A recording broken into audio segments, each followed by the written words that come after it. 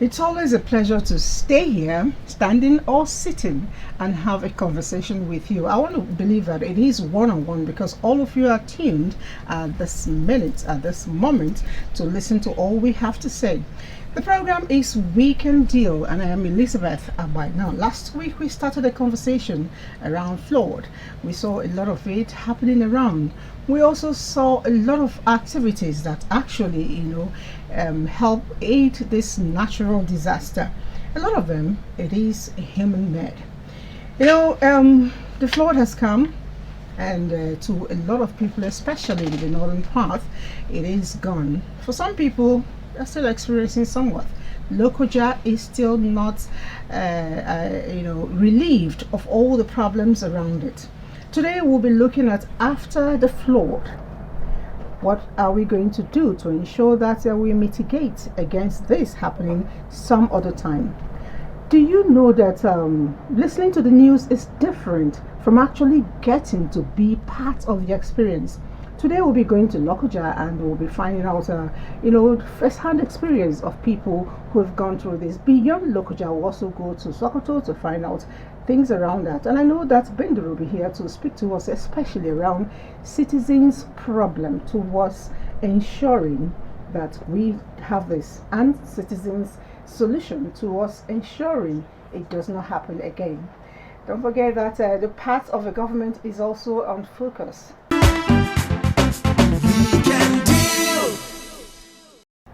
From 1960 right up till now, it's documented that globally flood has killed well over 600,000 persons. That's huge. It could have been you, it could have been me.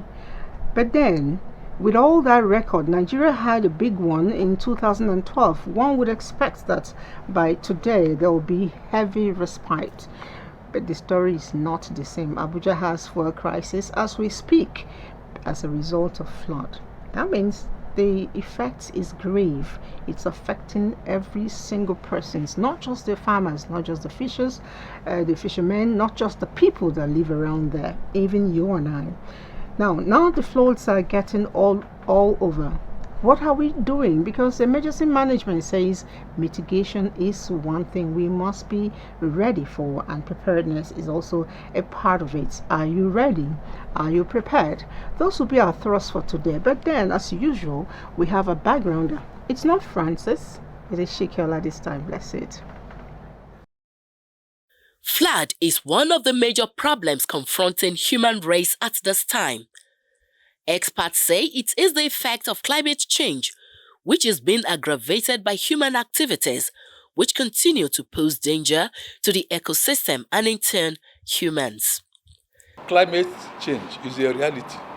The anthropogenic activities of man, poor urban planning, indiscriminate disposal of waste that have blocked drainages, that is where they do exist, aggravated the flooding incident. So these are some of the things that caused it. Climate change is there, which is nature.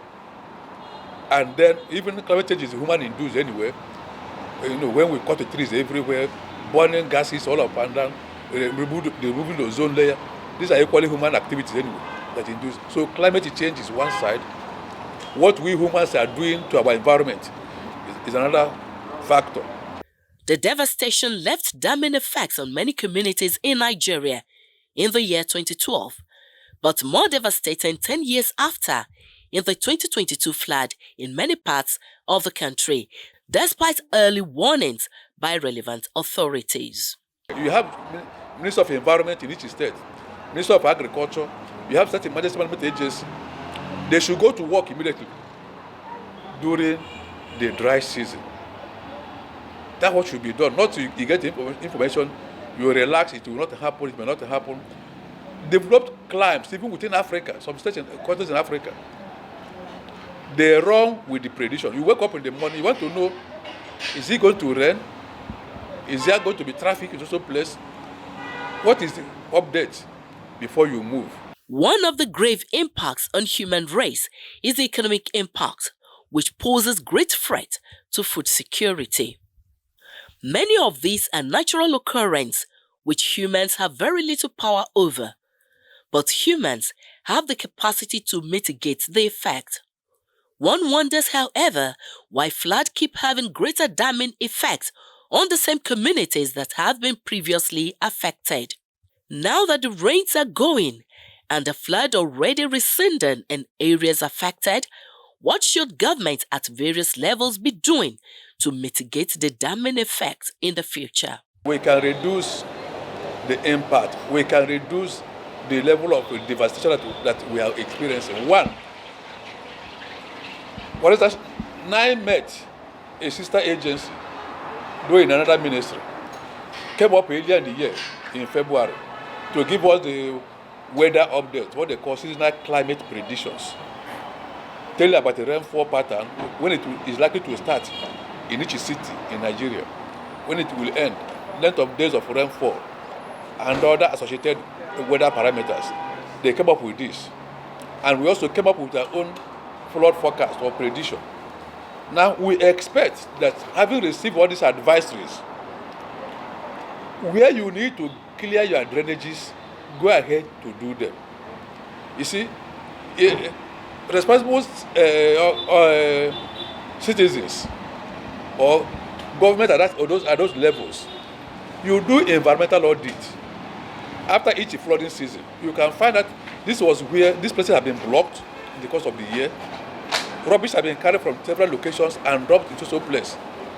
So during that dry season, after receiving our warning, you can start clearing the drainages. You begin to pull down structures that are within the flood plains. You begin to sensitize their people that these are the locations that have been said that are likely to be flooded. You go to those locations, do your own sensitization program. President Buhari's 90-day order to the Ministry of Water Resources to come up with flood prevention plan in the country may just be in the right direction to change the narrative of seeming nonchalant attitude of government authorities to mitigate the effect of flood after a round of devastating flood experience. After this round of flood, what next? That is our focus today on Weekend Deal. All right, so we just listened and saw what was given to us by Shikiola, and the guest there was actually quite interesting. Somebody described him as Professor of Flood. Well, and I'm told that he knows that's his name, and that's good enough. We'll be joining Ijoma Honor to find out what really goes on with our money. It's a probe, the Ecological Fund. A lot of people are asking a question, and she's actually done a whole lot to investigate it. Last week on this program, we brought you reports and images of devastating effects of climate change in the likes of floods.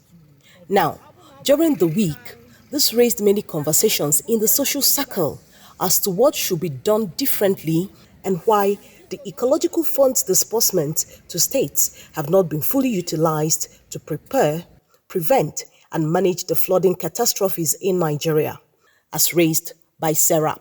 In view of this, President Muhammadu Buhari has directed Minister of Water Resources Suleiman Adamu to lead and coordinate with the Ministries of Environment and Transportation, as well as state governments, to develop a comprehensive plan of action for preventing flood disaster in Nigeria. I appreciate the wisdom of Mr. President in asking the Minister of Water Resources to coordinate this. I think the Ecological Fund should divert its attention to emergency management now. The Ecological Fund should look, I know it had a project it had earmarked, but it has an emergency.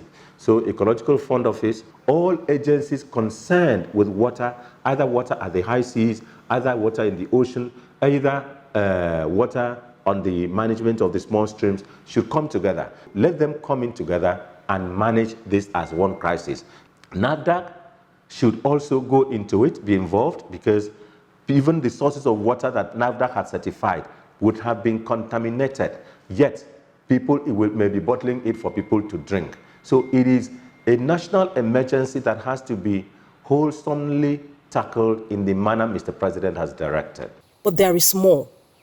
It is no longer a secret that all the 36 states of the Federation receive ecological funds transfer for one ecological intervention or the other. But one question that continues to beg for an answer is, why are these funds not being transparently and accountably utilized by states and local governments to prevent human disasters like this? I'm tempted to apologize to the state government, but I won't apologize to the government of the states. When they get their money, it is their money. When there is crisis, they call on the federal government, but they don't apply their money to solve their problems. The Ecological Fund Office provides ecological funds to the government of the respective states, cash, and they use it to them through the Ministry of Environment, but they don't use it.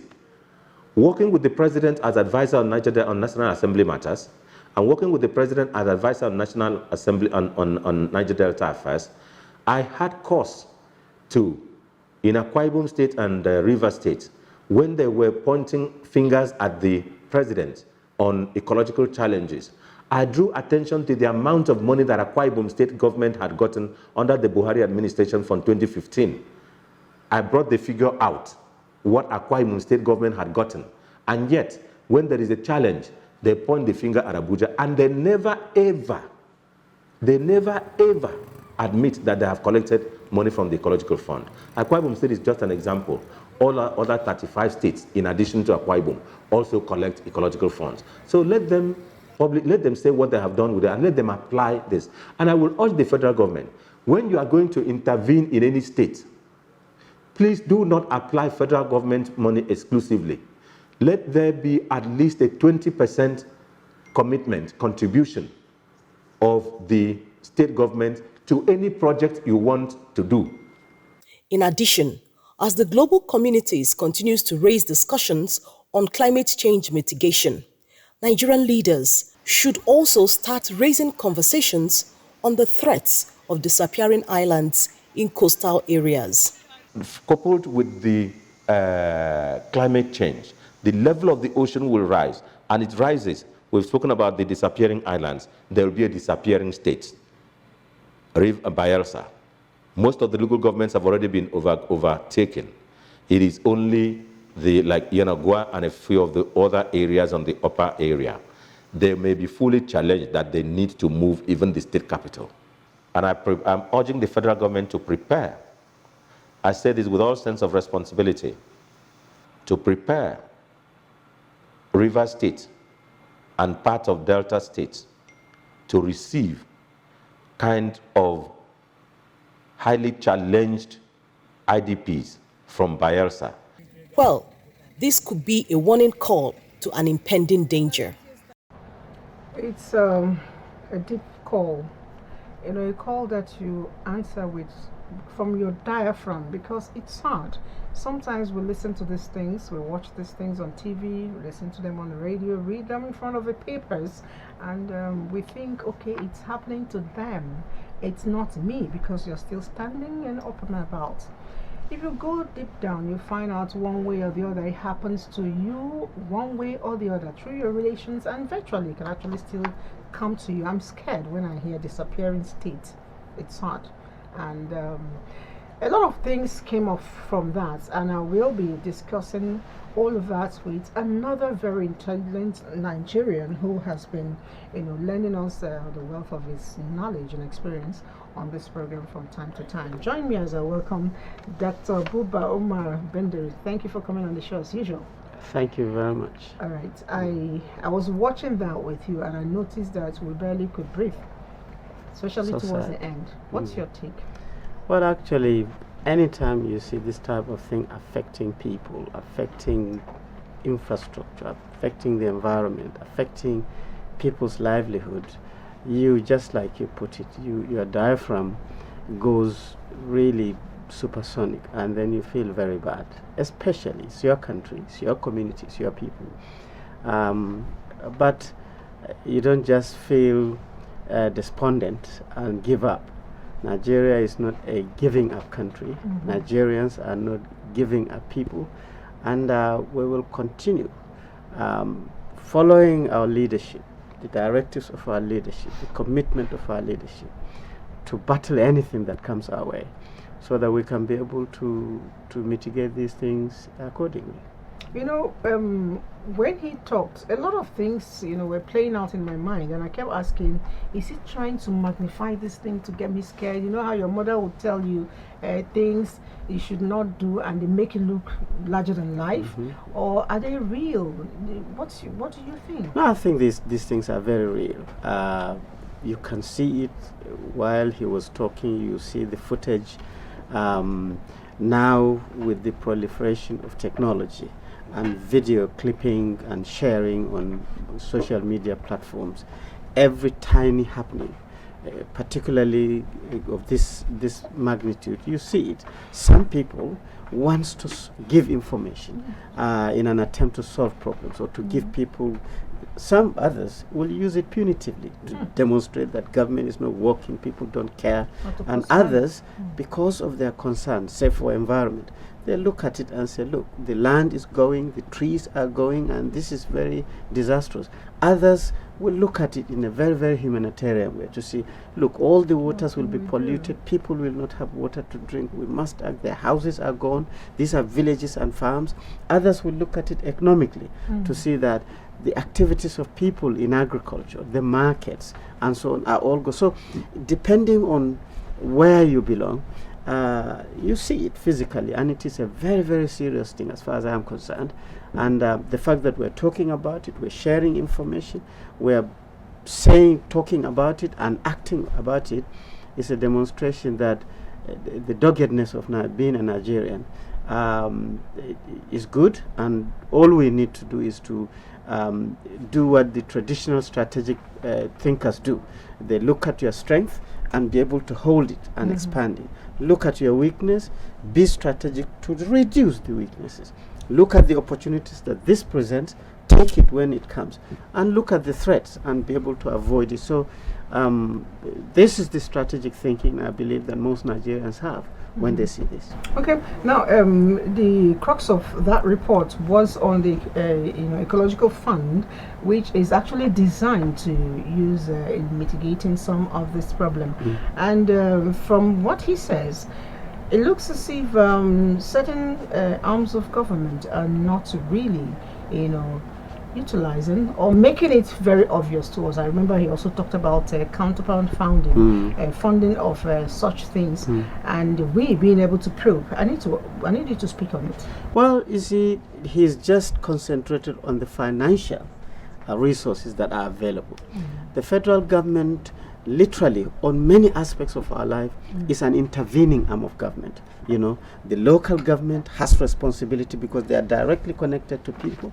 The state government are more because they are the ones that are there with the people, while the federal government is the big brother that actually runs to these very serious issues to supplement or to help.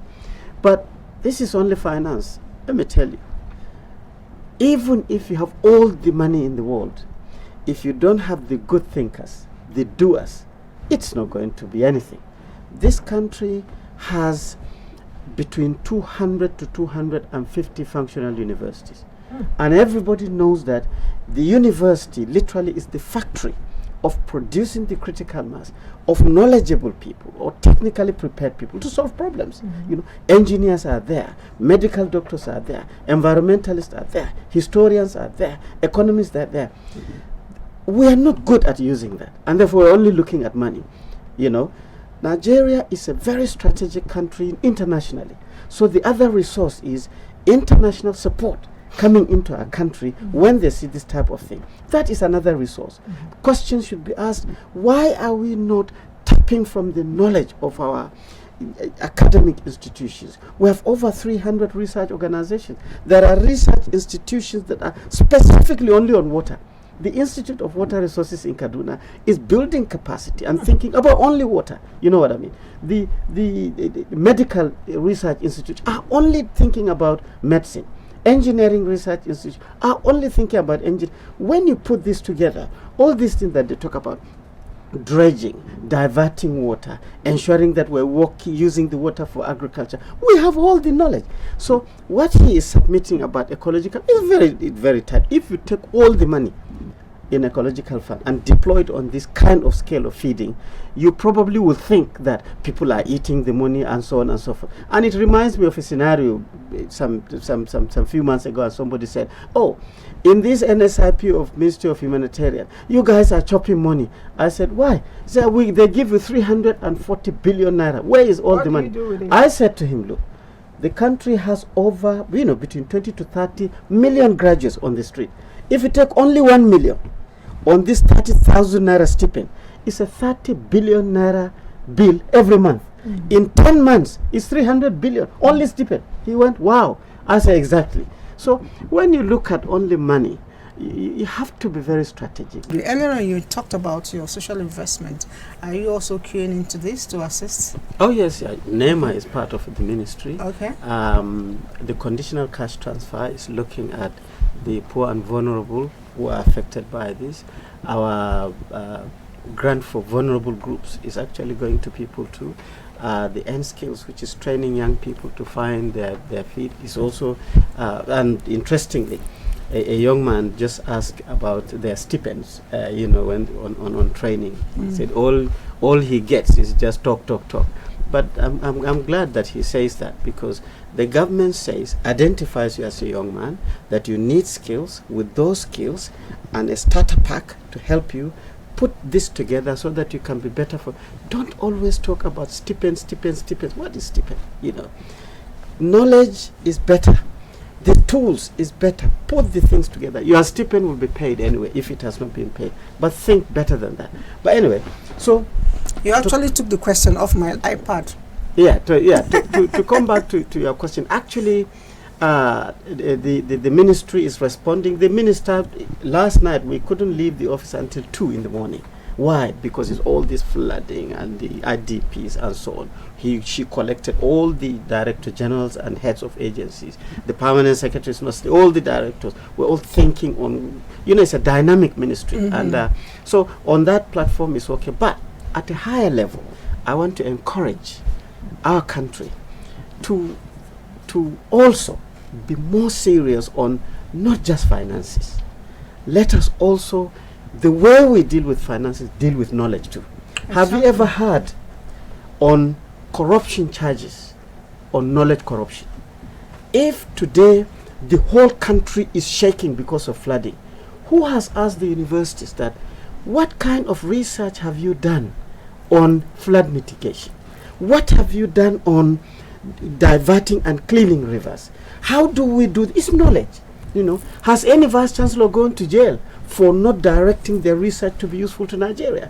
Why are we not, interrogating our knowledge system to say, why are you not producing the good graduates that are thinking positively to take the opportunities of this, to minimize this? So it's always about money. Catch people, take them to jail. They have stolen money. What about knowledge? Okay. We must also interrogate the system. It's important, because it's knowledge that actually builds a society, which is why we insist that people get educated. But then, unfortunately, for a lot of us here, getting educated means a piece of paper, which we call the receipt for the school fees paid. All right, we'll move to the Bayelsa state. Unfortunately, earlier on in the day, someone actually said that all the local governments there are disappearing. It's only 2 standing. It's a sad one, but let's get to find out the mitigation levels going, then of course the level of crisis as well. Across the length and breadth of Bayelsa State, the story is the same: sadness.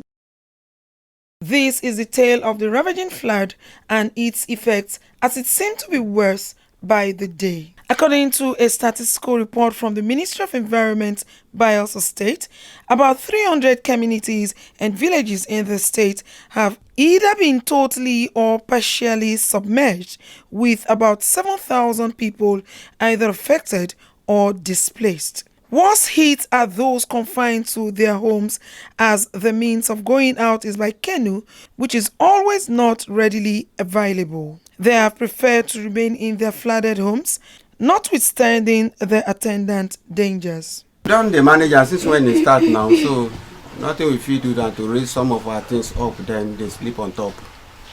So when they break, we put our head with our leg inside, then we come out, then come back to start business. That's what we don't do, but gradually don't they come down small now. We are just raising everything and manage to sleep. Why? Because it is a Basha building, and by the time we live here, the good boys will break in and take over whatever they are having. And so based on that, we manage to stay here without going to the IDP camp. Stay here and manage until the water goes down so that things will not get missed from the boys. And that was why you see us like this inside the buildings, standing here on top of the water. The place where we dey a bit dangerous, so not even leave, so we want to go for IDP camp, because if one come, they don't wreck all your place. So now they struggle, that they suffer that we dey inside, because no way to move. Well, even an area where be they safe, we feel safe, we go to IDP camp, but for now, no way. That's why we are inside the water. If I now carry my load, go to another person out. It's an inconvenience to the person. The flood disaster has also changed the long-existing everyday normative practices of the people, thereby causing excruciating hardship. For us to read our books are hanged up, no way for us to study, and the ground is full of water, no way for me to play football. We can't do anything, we can't play, we can't read our books, we are just sitting up, nowhere for us to go, nowhere for us to live. Every time we are just sitting up, hanging our leg up, flood has surrendered our house, nowhere for us to do, nothing for us to do. The flood has also affected the level of patronage. However, some traders remain relentless as they still carry out trading activities right in the flood water. No market, water don't shop everywhere, no business. People know they waka, they come again. Hungry one kiosk. We don't know where we go enter. My children say, I don't know where I go park then go. Now here now we dey with this. This one I suffer. Oh. Maybe I do something, I beg. Now big suffer now we dey for here. No business. There's no business at all. People are not coming to patronize again. Nothing. Please, you people should help us. Oh. We are so much affected because no normal person will come to buy anything from you under this water. Even as you see it now, it has started going down. If not, it even got into the shop. And since from that day the water come into the shop till now, we have not sold anything. Not to talk of having money to take care of other expenses. But well, you cannot even stay at home. The house too is flooded, the market too is flooded. So you have to come to the market and sit down. Since morning I've been sitting down here. Sometimes I will sleep, sometimes I will just get up and stretch my leg to come and sit back. The patronage is very, very low. Consequently, residents are calling on government, corporate organizations, and well-meaning individuals to come to their aid.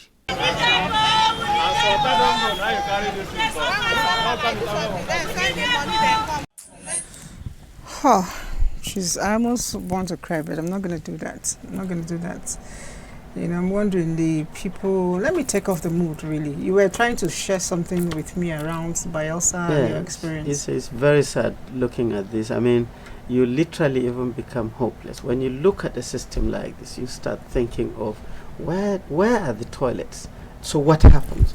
Then you start thinking, where is the drinking water? So this is what I was telling you, that our Honorable Minister Pam said everybody is just round the table thinking and cracking their brain.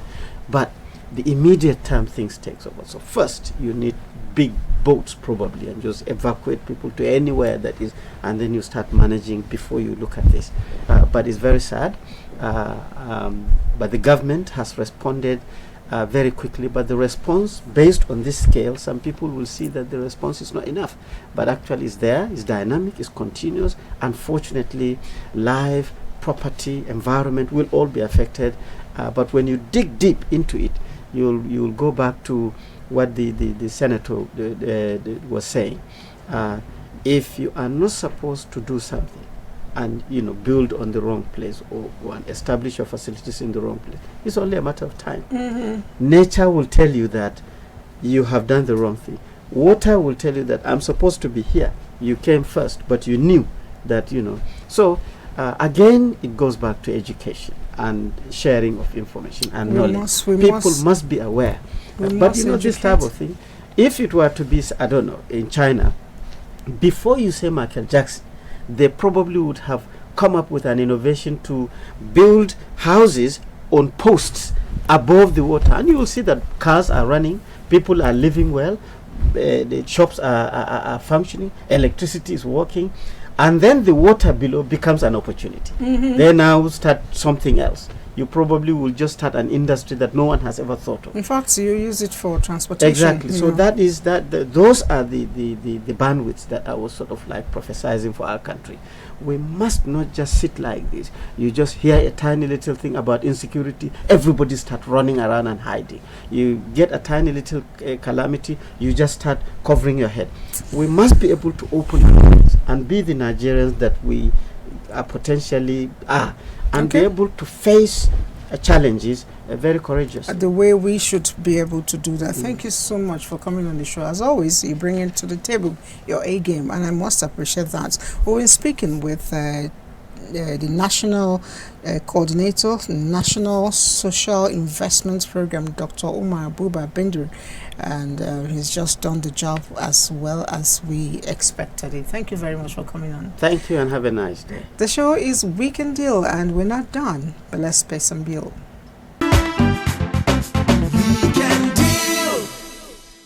Alright, it's still Weekend Deal, and I told you we're not done, and I always keep my promise. Yes, I have another guest with me in the studio, and interestingly, he'll be answering a lot of questions that is on your mind, because somehow we think alike. He is Prince Abimbola Onibokun. He is a fellow Nigerian Institute of Town Planners, and he's also the Housing and Urban Development Consultant. Thank you for coming on the show. It's a pleasure. All right, your position for my thoughts and conversations today is very critical. But before I get to fire the first shot, let's go to Lagos and find out. You're welcome. Lagos, the commercial hub of Nigeria with a population of over 15 million inhabitants, has enjoyed the dividends of good governance over time that has metamorphosed to its growth into a mega city. Sadly, with the recent heavy downpour, this mega city is fast becoming a sinking city.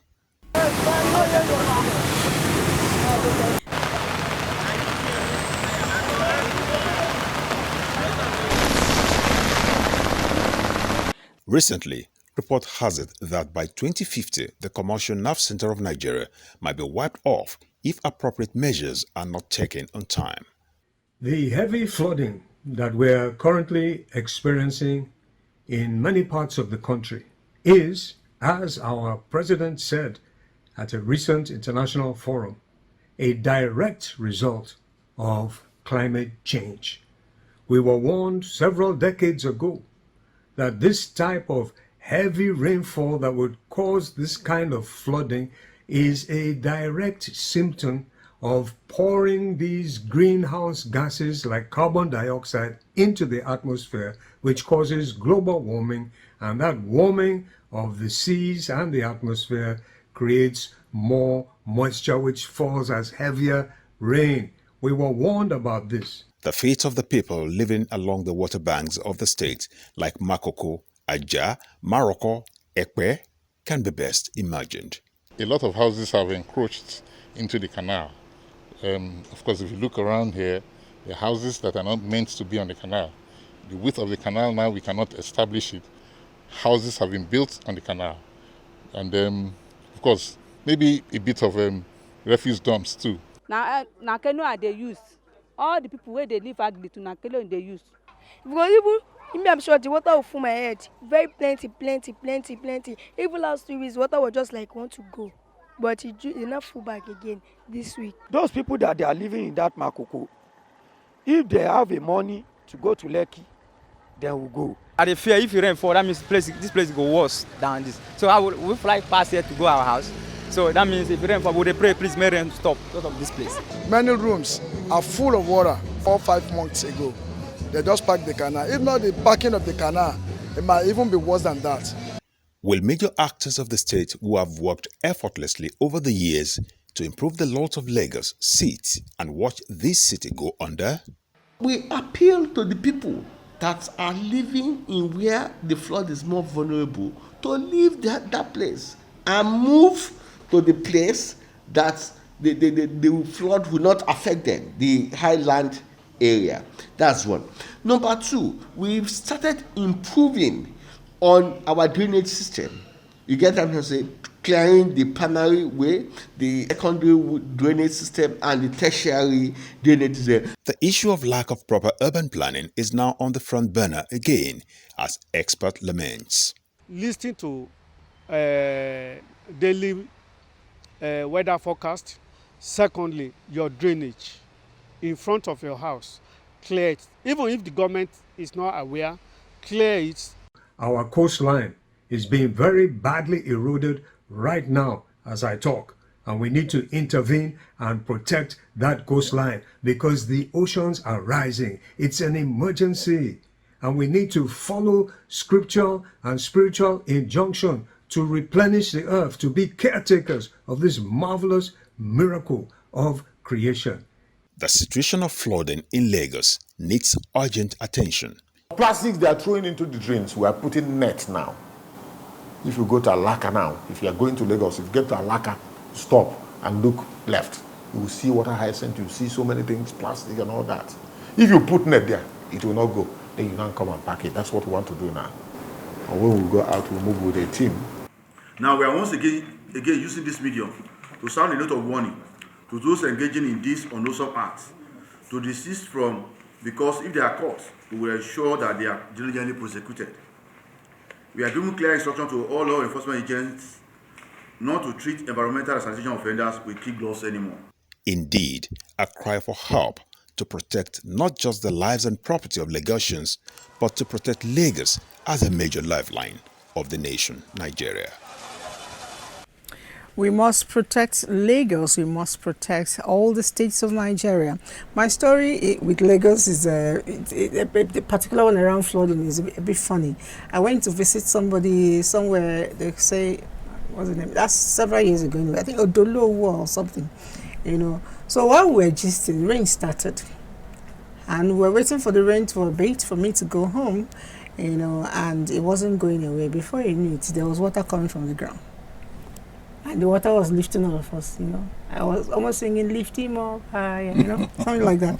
Anyway, that's on the comic side. Yeah. Now, Lagos is said to be 40% water. Yeah. It's scary. And at the end of the day, people are developing new places and building new things. One of them is the Banana Island. How safe is it?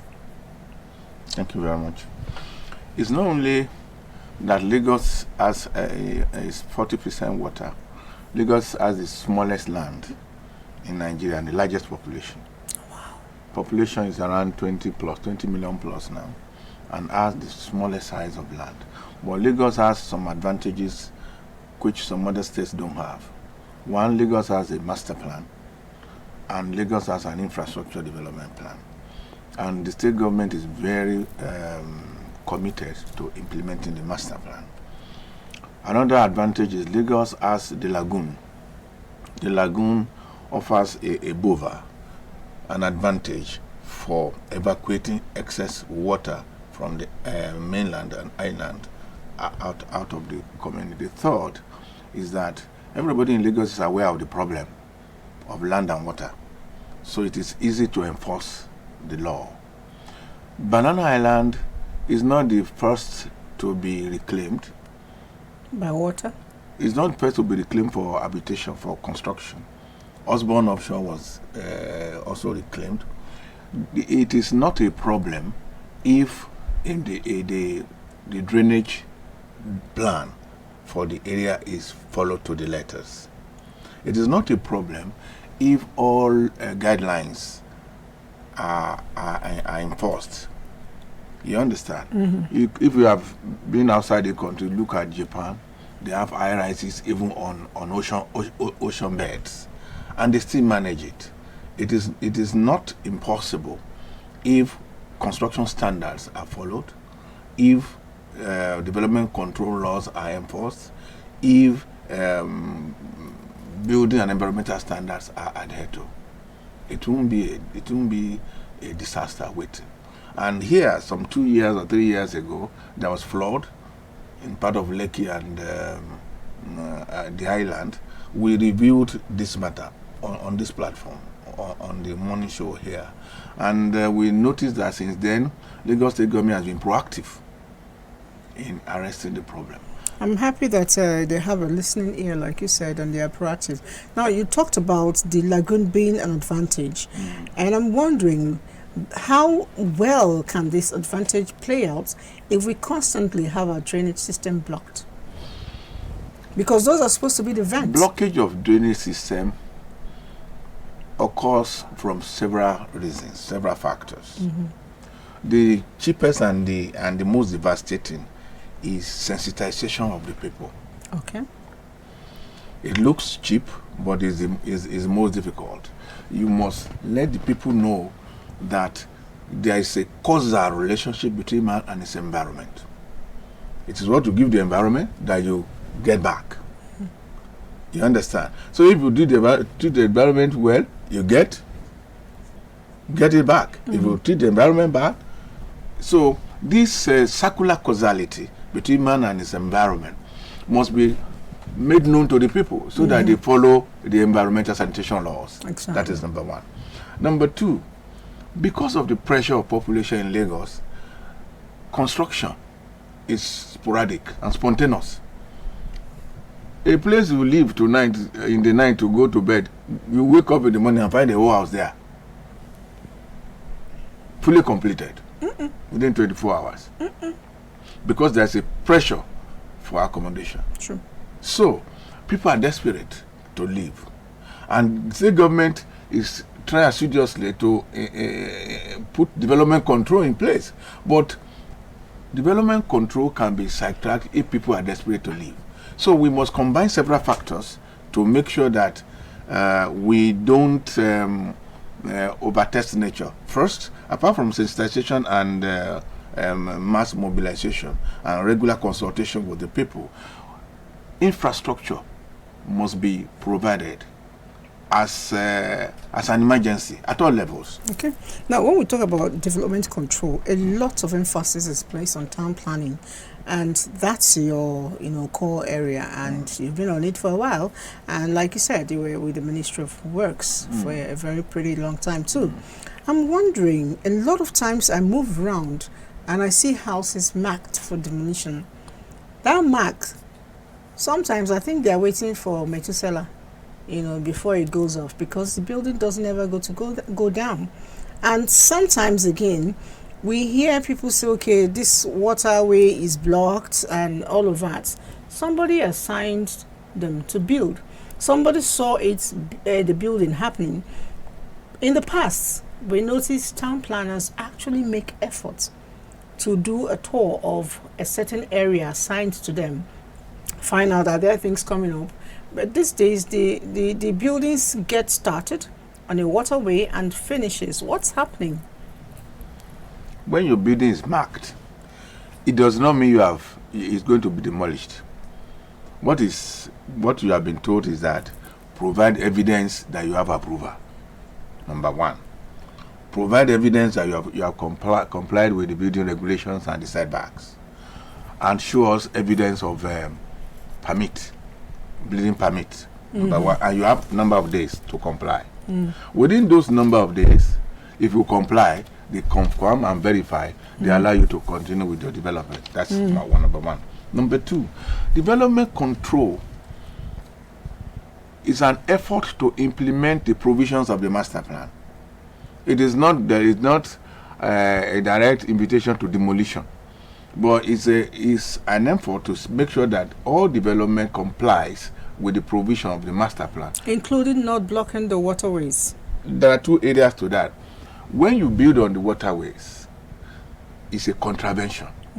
It will be demolished. Thank you. If it's not demolished today, it will demolish tomorrow, because look at under Erufai, buildings that have been there for 10 years were removed.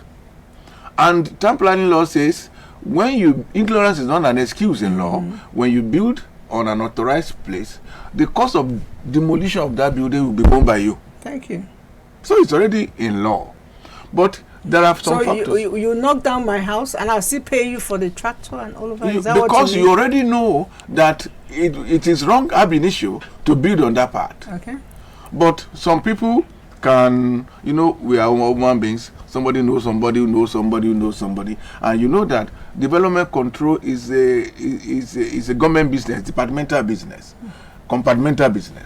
The builder of the house is a friend of somebody who knows somebody. And before you can go and demolish any house, you must seek approval. You must be authorized to go and demolish. So there's somebody that and that approval may be delayed for one reason or the other. But you, as the officer in charge, you secure yourself and say this building has contravened and must be demolished. Okay, if it's not demolished today, it will demolish tomorrow. I'll hold your thoughts on that. FCT as a model of development control in mitigating against flood. That's it. Considered to be a model for development and urban planning in disaster management, Abuja, the Federal Capital Territory, is tasked with the onus of taking the lead in matters of developmental control. And to this charge, the federal government, through various agencies, has been taking proactive steps to boost the control of flooding and deliver other high-impact projects to the capital citizenry. Significantly, development control agencies in the Federal Capital Territory have played a pivotal role in dispelling the growing dangers of floodings following the recent periods of heavy rainfall in the country. The federal government has set up 2 relevant agencies that are responsible for forecasting and researching and coming up with the early warnings. And these are the Nigerian Meteorological Agency as well as the Nigerian Hydrological Services Agency. All responders, the state emergency management agencies, the local emergency management committee, the national emergency management agency should have done their own assessment of the risk prior to the rainfall. If it is flood, then you now map up your own strategies on how you are going to handle the situation in case it comes. And by the time these 2 agencies release their own prediction, then you can now compare with your own study and then see where you had already identified the risk areas, the hazard areas, and then so you now start marking those areas. You could see that in the city, we have to inconvenience so many residents, whereby you know that this is a motorable way, but when you come, you see it's blocked. We have to do that. It is better you have that inconvenience than to lose your life. Yeah.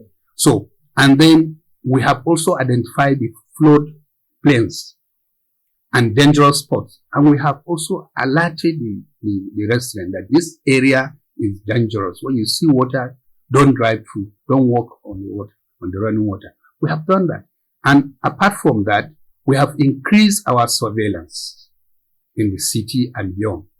And when it is raining, you see our men as well as our own volunteers going around the spot, those naughty areas, trying to assess how it is.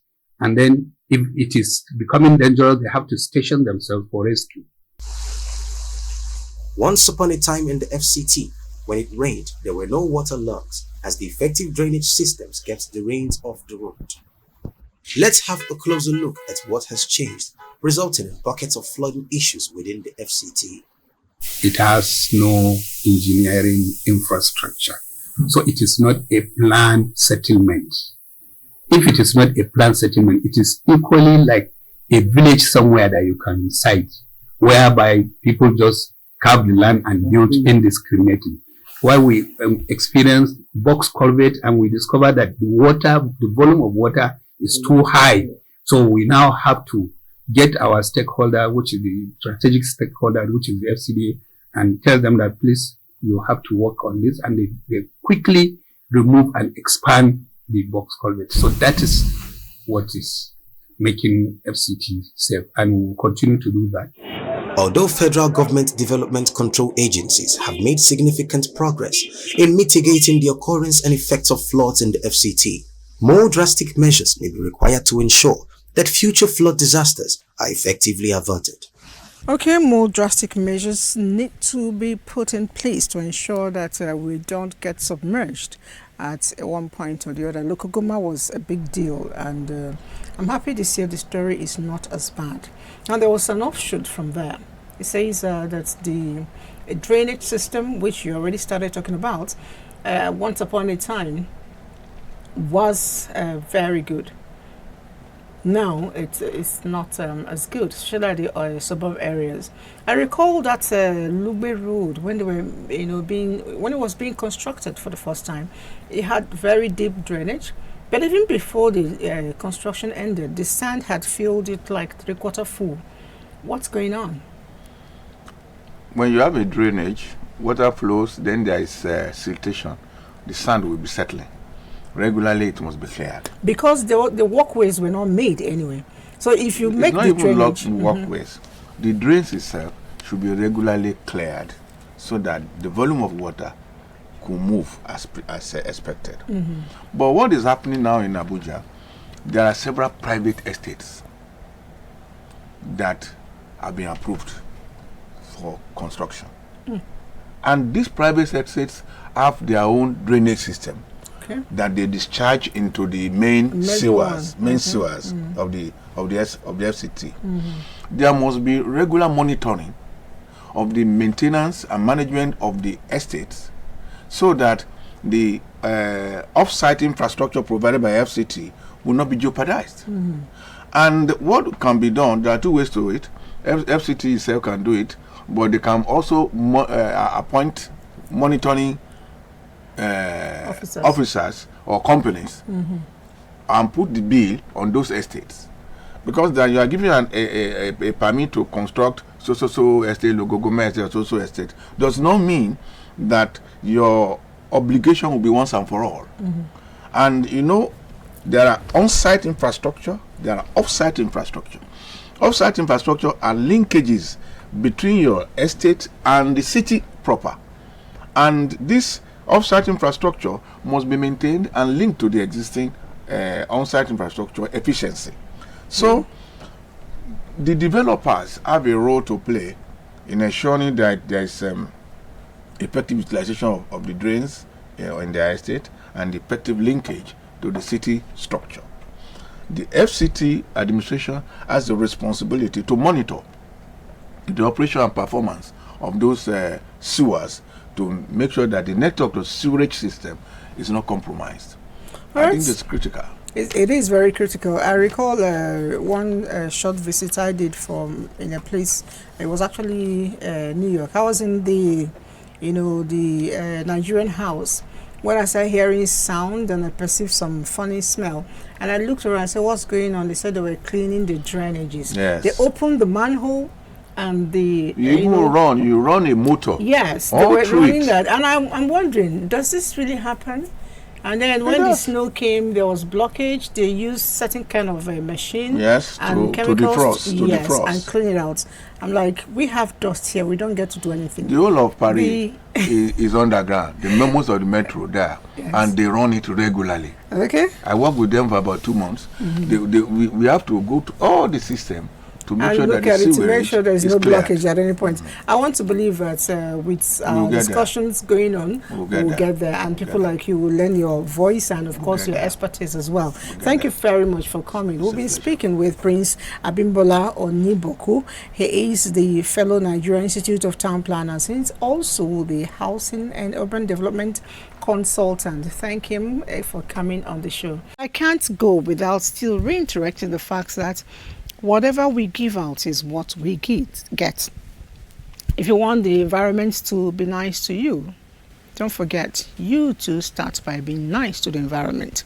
Plant a tree if you can, and if you cannot, encourage those who are doing it by not dirtying the environment. Mechanics, I'm calling you out today. You carry your engine oil and you throw it out anyhow. The environment is not clean, and I can assure you that it is possible to do mechanics and at the end of the day still have clean environment around you. For those of us who are moms and caterers at home, please let's not dispose our refuse anyhow. It degrades the environment. Sometimes we get bushes, we cut them, and we pack the grass and put on the tarred road because we think we are filling up potholes. Well, it's a temporary relief for a day or two, but I can assure you that when it decays, it's going to cause more problem for that particular road. Elizabeth is not a preacher, so on that basis, I'll just be saying bye-bye. I'll see you again tomorrow.